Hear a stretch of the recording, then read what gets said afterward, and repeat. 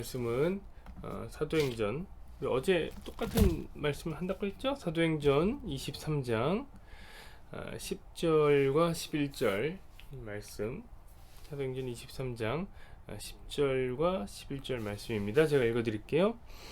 큰 분쟁이 생기니 천부장은 바울이 그들에게 찢겨질까 하여 군인을 명하여 내려가 무리 가운데서 빼앗아 가지고 영내로 들어가라 하니라. 그날 밤에 주께서 바울 곁에 서서 이르시되 담대하라. 내가 예루살렘에서 나의 일을 증언한 것 같이 로마에서도 증언하여야 하리라 하시니라. 아멘. 오늘 이제 이 말씀을 중심으로 해서 하나님은 못 속여 두 번째 시간을 갖도록 하겠습니다. 어제는 이제 사실 이론적인 부분이었다면 오늘은 조금 더 우리 삶에 친밀한 그런 이야기가 되겠습니다. 오늘 본문은 매우 다양한 해석들이 존재한다고 이야기했어요. 그래서 이제 나네꾸라, 나네꾸 해석이 어렵다, 해서 어려운 구절이다 이런 얘기를 했습니다. 그리고 어제 우리는 나네꾸가 생기는 이유에 대해서도 공부를 했습니다. 이제 왜 나네꾸가 생긴다고 말씀드렸죠? 기억나십니까? 맞습니다. 우리가 이 성경을 위인전이나 자기계발서로 보게 될 때에 이 해석이 어려워진다고 말씀드렸습니다. 우리가 바울이라는 인물을 너무 위인화해서 바라보면 오늘 본문 해결이 어려워져요. 왜냐면 바울은 지금 두려워하고 있고, 그래서 불안한 상태에서 대제사장을 저주하기도 하고, 금세 나는 몰랐다라고 변명하기도 하고, 그러다가 어떻게든 이 어려운 상황을 빠져나가 보려고 갈등을 조장하기까지 한단 말이에요. 사두개인들과 바리새인으로 구성된 사내들인 공의에 첨예한 문제를 알거든요. 부활이라는 화두를 던지면 부활을 믿는 바리새인과 부활을 믿지 않는 사두개인 서로 다투어서 분열하겠지. 그러면 이제 전선이 흐려져서 바울에게 쏠렸던 분노가 그때부터 이제 서로를 향하게 될 것이고, 그러면 바울 자신은 안전해지리라 라고 생각을 했던 것입니다. 그러니까 위인적으로 그런 어떤 일을 하는 게 아니에요. 굉장히 불안해하고 있다는 것을 알 수 있습니다. 이것은 여러분 싸움이나 이제 토론에서 우위를 차지하게 하는 매우 기본적인 방법입니다. 일종의 이제 물타기를 하는 건데요. 바울이라는 사람은 일찍이 수사학과 논리학 같은 것들을 당대의 최고 학문으로 배운 사람입니다. 그러니까 이런 수사적인 기법을 모를 리가 없지요. 나름대로 자신이 위기를 탈출하고자 비상구를 찾은 것입니다. 자, 여러분, 바울의 이 예상 맞았을까요? 진짜 분열이 확 일어나고 바울은 이 위기에서 탈출하게 되었을까요?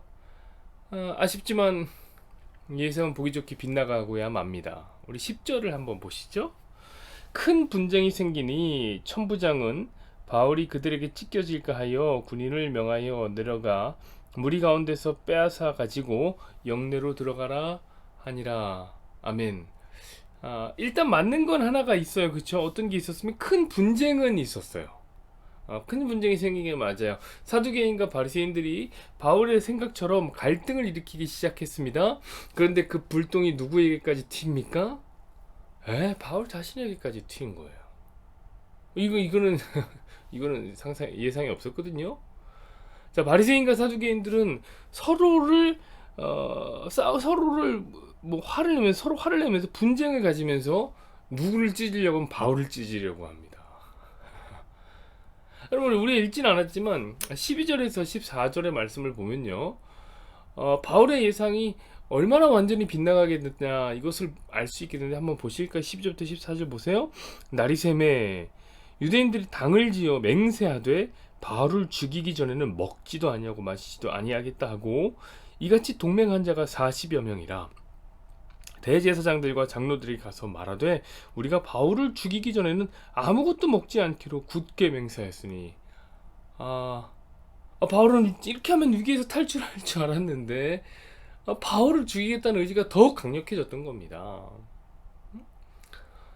여러분, 이상한 것은 오히려 로마의 장군인 천부장만이 바울의 안위를 살피고 있다는 이상한 일이 일어난 거예요. 그것이 현실이었어요. 엄청난 분쟁 속에서 이 천부장은 바울이 다칠까봐 전전긍긍하면서 바울을 데리고 안전한 장소로 피신시킵니다. 자, 성경의 표현이 매우 이제 극적인데요. 천부장이 이제 뭐라고 하냐면 바울을 분쟁하는 무리 가운데서 어떻게 했다고 써 있는 줄 아세요? 여기 보니까 빼앗았다. 빼앗아냈다니까. 그들의 손에서 빼앗아낸 거예요. 그러니까 이 말은 뭐냐면 바울이 그들에게 잡혔다는 말이죠. 그렇다면 바울의 작전은 완전히 실패한 것입니다. 사랑하는 여러분, 아쉽지만 우리 역시 이럴 때가 있습니다. 우리가 살다 보면 여러 가지 문제를 만나게 되죠. 그럼 우리로서는 각자의 방법들을 무기로 꺼내 들기 시작합니다. 나이가 꽤 많고 경험과 연륜이 있는 사람들은 삶의 경험이라는 무기를 꺼내어 듭니다. 어떤 사람은 훌륭한 사람의 조언을 무기로 꺼내 들기도 합니다. 여러 사람의 이야기를 듣는 것은 꽤나 좋은 방법입니다. 우리가 바울처럼 좀 배운 사람입니까? 학식이 있는 사람입니까? 그렇다면 이론을 토대로, 이론을 무기로 우리 삶의 문제를 해결해 보려고 할 것입니다. 이 말은 뭐냐면 다 사람마다 각자 그 방법이 다르다는 거예요. 다르게 그 문제를 해결하려고 하는 것이죠. 그런데 진짜 문제는 뭐냐면 세상이 우리의 예상대로만 움직여주지는 않는다는 거예요. 오늘 바울의 이야기처럼 분명 이렇게 하면 문제를 해결할 수 있을 것 같았는데 문제가 더 큰 문제를 불러와서 상황을 더 악화시켜 버리게 만든단 말이에요. 바울의 이야기처럼 말이죠. 부활이라는 민감한 주제를 턱 던지면 자기가 서로들 싸워서 이제 바울은 스스로 빠져나올 줄 알았는데 그들의 분노가 오히려 바울을 찢으려고 했던 결과가 나타난 거란 말이에요.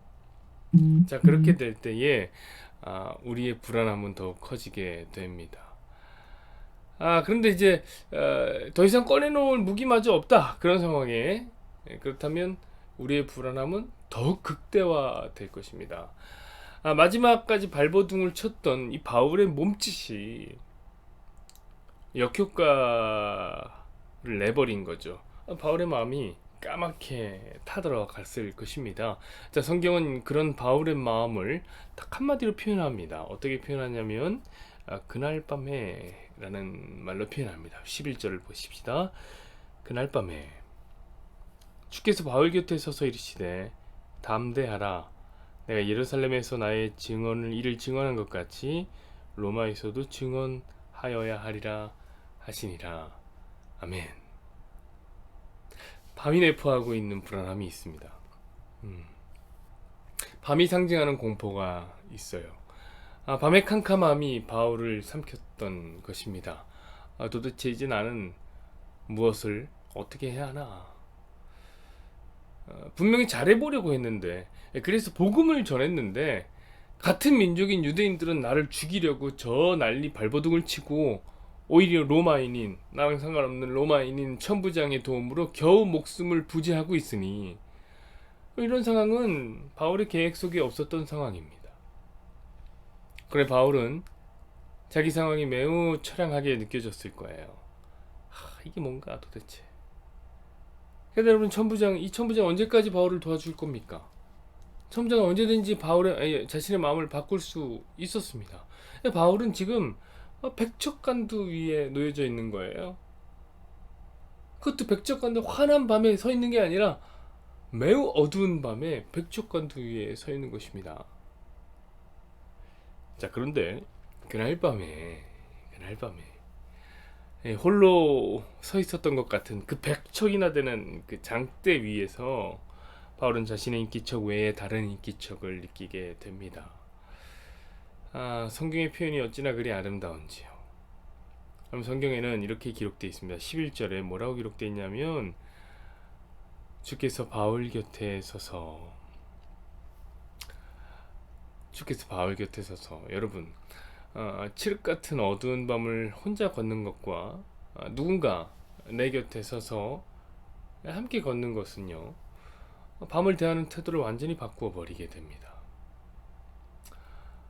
여전히 아무것도 보이지 않지만 자, 누군가가 곁에 있다는 믿음 하나가 우리에게 꽤나 심심한 위로가 될 때가 있단 말이에요. 근데 여러분, 그 곁에 서 있는 분이 예수님이라면 담대함이 선물처럼 우리 마음에 찾아올 것을 믿습니다. 자, 그날 밤에 바울 곁에 서 계셨던 주님은 바울에게 이렇게 말씀하셨습니다. 담대하라. 바울아, 담대해라. 예수님은 바울의 마음을 잘 알고 계셨던 것 같아요. 불안한 마음을 잘 알고 계셨어요. 여러분, 진정한 위로는요, 진정한 공감에서 나오는 것입니다. 자, 예수님이 바울의 불안한 마음을 아셨기 때문에 그분의 그 담대하라는 말씀이 위로가 되는 것입니다.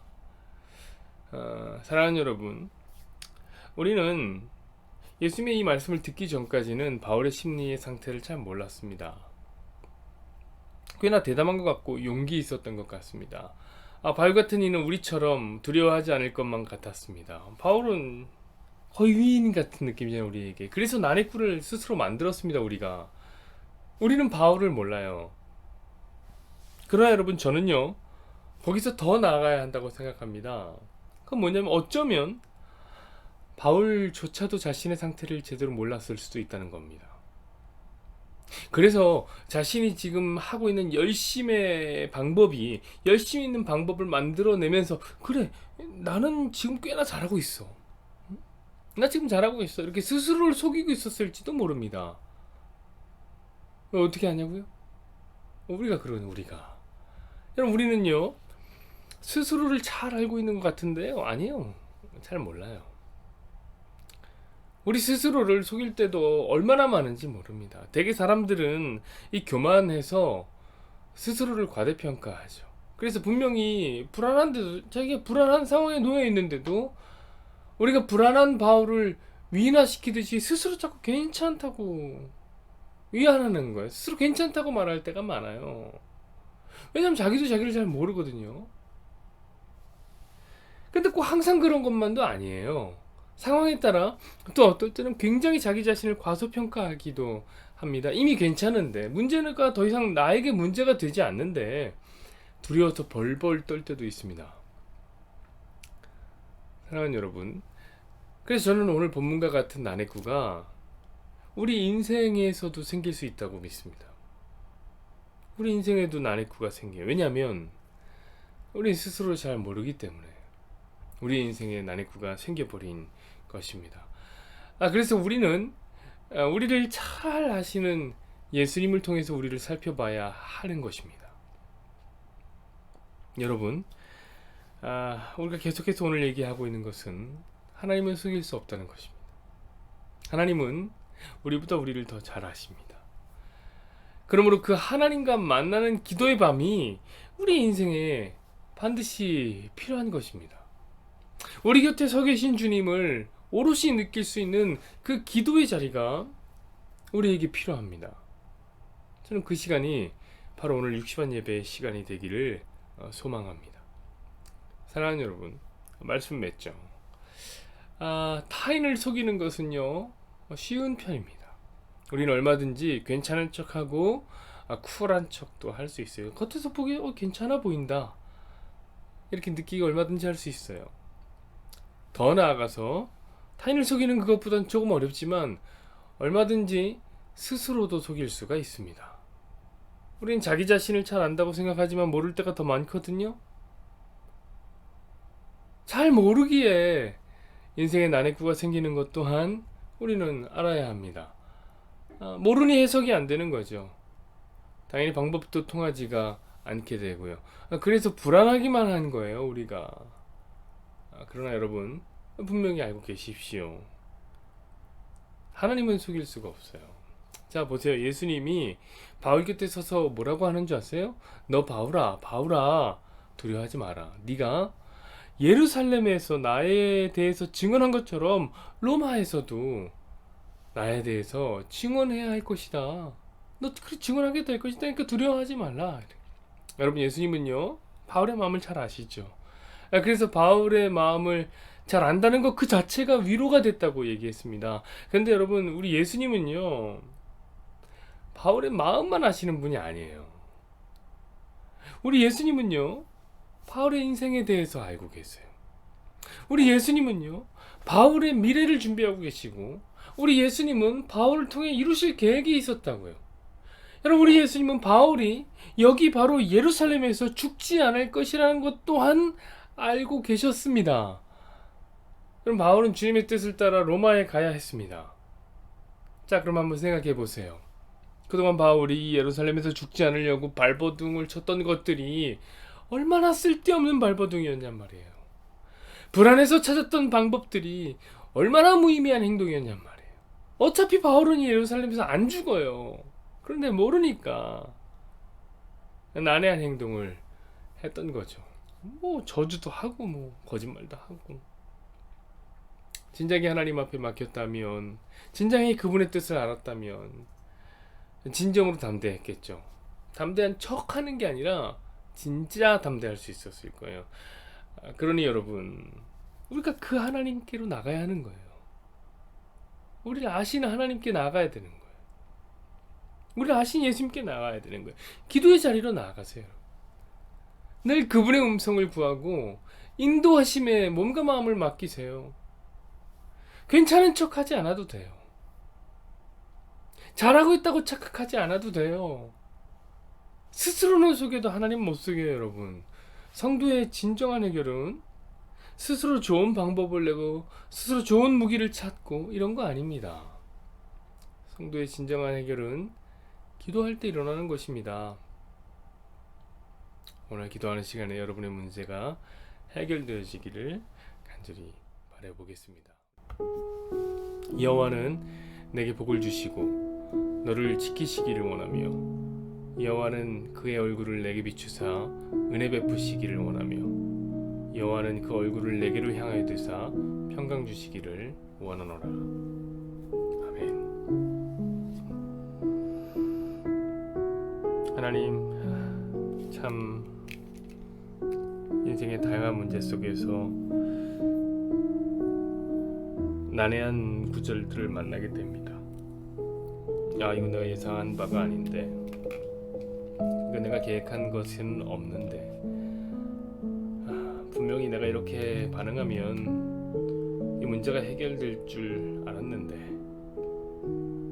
나에겐 경험이란 무기가 있었고 사람들의 조언이란 무기가 있었고, 때로는 열심히 공부했던 것들이 이렇게 하면 문제가 해결될 것 같다, 하나님 그렇게 생각했었는데, 무언가를 하면 할수록 고립되어지고 무언가를 하면 할수록 수렁에 빠지는 우리 자신을 발견하게 될 때에 하나님, 우리는 매우 심각한 불안함을 느끼게 됩니다.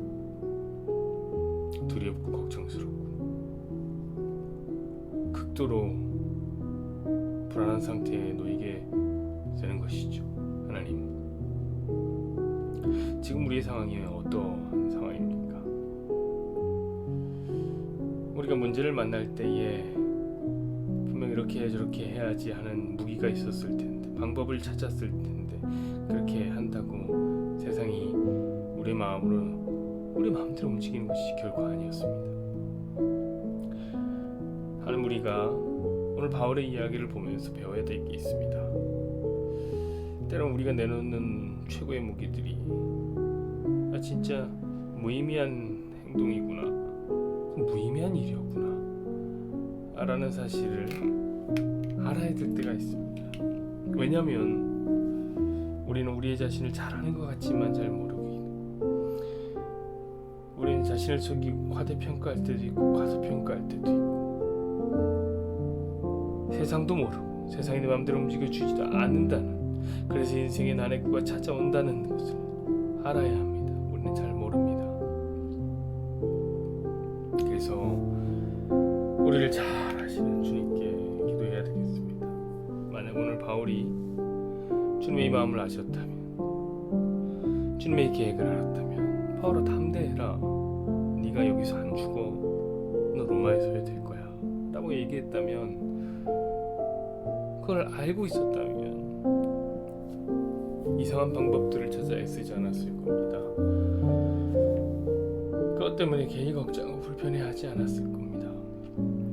그럼 우리 잘 아시는 주님 앞에 나아가야 됩니다. 그것이 바로 기도의 시간이 아닙니까? 성도 인생에 찾아온 난해구들이 어디서 해결함을 받을 수 있습니까? 하나님 기도의 자리에서 해결함을 받을 수 있습니다. 예수님 우리를 아시기 때문에, 하나님을 속일 수 없기 때문입니다. 우리 상황의 엄중함과 우리 상황의 불편함, 우리 상황의 여러 가지 문제들이 하나님 우리가 보기에는 이렇게 하면 될 것 같고 저렇게 하면 될 것 같지만 전혀 그렇지 않을 때에 그래서 문제가 꼬일 대로 꼬여서 이거 진짜 풀리지 않는 난해구구나 라는 생각이 들 때에 하나님 우리 기도하러 나아가야 됩니다. 기도하는 밤의 시간을 가져야 됩니다. 깊은 밤에 주님과 함께 있는 시간을 보내야 됩니다. 주님 곁에 서서 우리에게 말씀하시는 음성을 들어야 됩니다. 주님의 그 인도 앞에 몸과 마음을 맡겨야 됩니다. 주님, 은혜를 베풀어 주십시오. 은혜를 베풀어 주십시오. 오늘 이 새벽의 시간에 주여 우리 성도들에게 말씀해 주십시오. 담대해라. 담대해라. 걱정하지 말아라. 주의 뜻을 말씀해 주십시오. 우리를 향한 인생의 계획을 말씀해 주십시오. 우리가 이 예루살렘에서 죽지 않을 것이라는 것을 알려주십시오. 우리가 반드시 주의 뜻을 따라 로마에 서야 된다는 것 또한 알게 해주십시오. 그때의 위로함을 얻으며 주님, 그렇군요. 주님께서는 다 알고 계셨군요. 주님께서는 내 인생을 알고 계시는군요. 우리 아심 앞에 위로를 받으며 힘있게 걸어나가는 귀한 새벽의 시간이 될 수 있도록 은혜를 베풀어 주십시오.